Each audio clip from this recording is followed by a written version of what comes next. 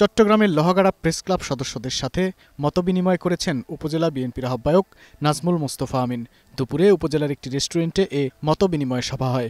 সভায় বিএনপি নেতা নাজমুল বলেন, বিগত ১৬ বছর স্বৈরাচারী সরকার সাংবাদিক ও প্রশাসনকে নিয়ন্ত্রণ করেছে। ৫ আগস্টের পর থেকে সাংবাদিকরা তাদের স্বাধীনতা ফিরে পেয়েছে। এখন থেকে কেউ সাংবাদিকদের কণ্ঠরোধ করতে পারবে না। লোহাগাড়া প্রেস ক্লাবের সভাপতি এম সাইফুল্লাহ চৌধুরীর সভাপতিত্বে সভায় আরও বক্তব্য রাখেন দক্ষিণ জেলা যুবদলের সিনিয়র সহসভাপতি আবু সেলিম চৌধুরী, উপজেলা যুবদলের আহ্বায়ক মোহাম্মদ সাব্বির।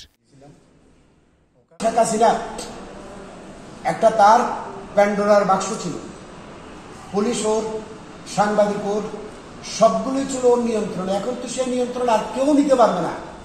সাংবাদিকের কণ্ঠরোধ আগামীতে কিয়ামত পর্যন্ত কেউ আর করতে পারবে না। সেই দিন চলে গেছে। এখন তো আপনারা স্বাধীন।